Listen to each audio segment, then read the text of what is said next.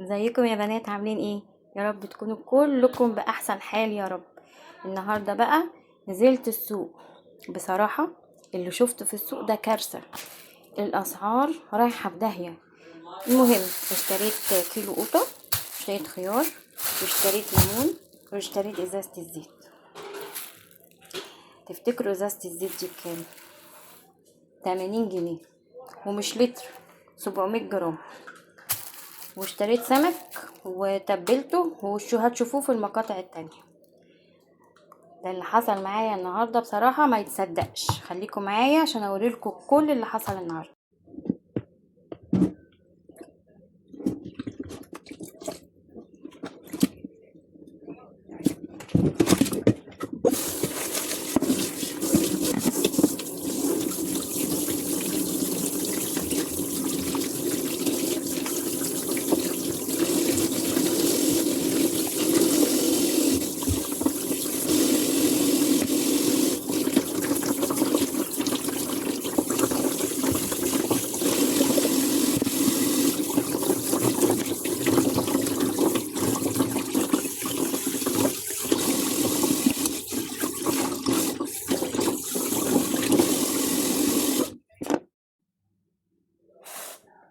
هنا السمكة الكبيرة الفيليه كنت جايبة واحدة نص كيلو، قطعتها شرايح جزل كده، وتبلتها بتوم وقرن فلفل وشطة وكمون وكزبرة وملح طبعا، وليمون كتير بقى. تبلت الثلاث سمكات والقطعة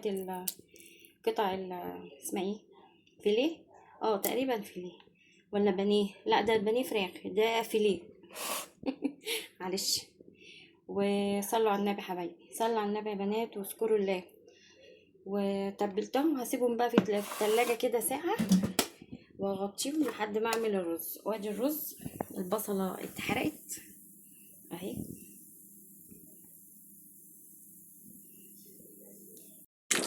هنا البصلة ما اتحرقتش، هي البصل السمك لازم تحمر جامد عشان لونه يبقى حلو. ده سمك اسمه سمك صيادية، وبعدين احط عليها قطاية كده تتسبك معاها.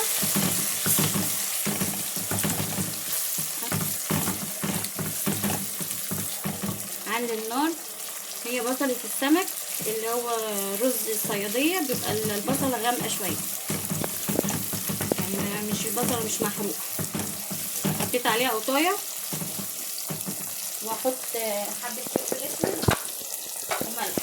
للأسف ما عنديش فلفل اسود، فهحط الملح.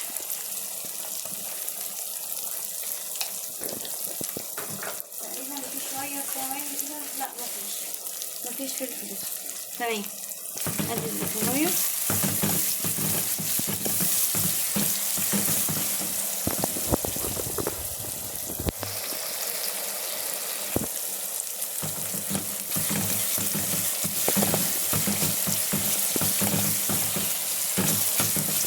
صلي على رسول الله. رسول الله يا بنات. قولوا عاملين غدا ايه النهارده؟ لو حد عامل سمك زيي يقولي. بقالنا كتير قوي ما عملناش سمك، تقريبا من العيد الصغير.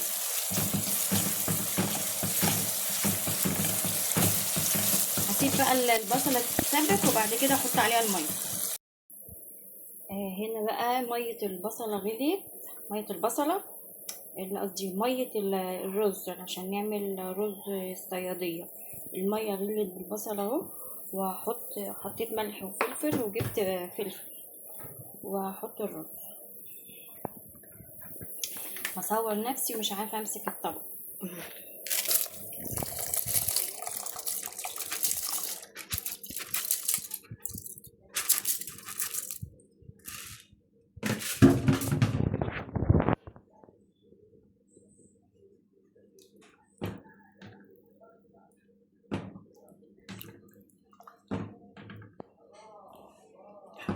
شايفين يا حبايبي؟ ادي رز الصيادية بتاع السمك. والله العظيم مش بعلم حد، والله مش بعلم حد، انا بصور بس يومياتي. بنزل اجيب ايه، زي كل مره بقول اصل في حد بتبعت لي تقول لي هو احنا هنتعلم منك انت يعني. قلت لا عادي، انا مش بعلم حد والله، انا عارفه ان الدنيا كلها مليانه شيفات والوصفات كتير على النت. بس والله انا بصور يومياتي، انا نزلت النهارده وجبت سمك فقلت اصور لكم يعني، عادي يعني. هي قناتي قايمه على كده، يوميات، طبخات، اكلات، خروج. مش قصدي ان انا اعلم الناس ازاي يعملوا سمكه، ما فيهوش اي حاجه يعني. السمك عادي. كل سنه وانتم طيبين وصلوا على النبي. والله عارف فين السمك افيد حاجه لطلاب الثانويه العامه. انا سمعت الدكتور كان بيقول كده، بيقوي الذاكره وبيساعد على التركيز والفهم. عشان كده ان شاء الله هعمله 3 ايام في الاسبوع لمده ال3 اسابيع الجايين بتوع الامتحانات. ربنا يوفقهم يا رب، يجعلهم بكره الامتحان سهل باذنك يا رب. تعالوا نشوفوا بقى بعد لحد ما الاكل يستوي والرز يتعمل. قبل ما الرز يتعمل بشويه هروح احمر السمك عشان يبقى سخن. تعالوا ننضف بقى البلكونه، بص عامله ازاي. ننضف البلكونه والاوضه، بص كركبه، كل حته في حته، كل حته، كل الدنيا مقلوبه. بص عاملين ازاي. هنضفها واروقها وتشوفوها بعد ما اعمل. بصوا بقى حبايبي البلكونه بعد ما نضفتها طلعت روح مليانه تراب. ودي الاوضه رتبتها اهي، الحمد لله خلصتها. هي الملايات اساسا انا كنت حطاها من امبارح فعشان كده ما غيرتهاش، بس الحمد لله نضفتها. اروح اشوف بقى الرز ولو استوى هحمر وقت ما ناكل عشان الاكل يبقى سخن. ودي البلكونه دي بس عشان الحر.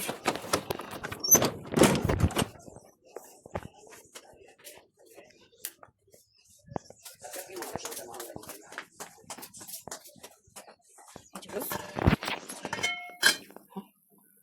ادي لونه، هو داخل على السوا خلاص. هنا هعمل سلطه طبعا، شويه سلطه، والسمك لسه في التلاجة ياخد بس يتبل شويه عشان يبقى طعمه حلو. وهعمل على ما الرز يا دوبك يتشرب شويه كمان وهحمر السمك.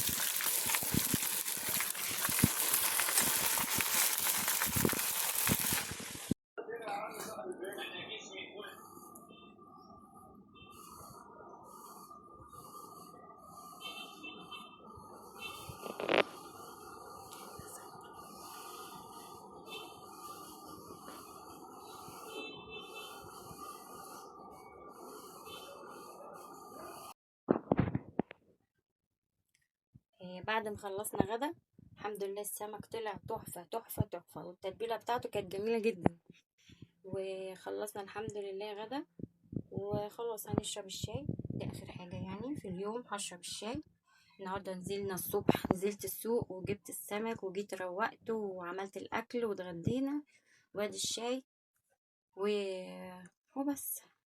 اشتركوا في القناة وصلوا على النبي، ولو عجبكم الفيديو اعملي لايك، ما عجبكيش ما تعمليش. باي باي.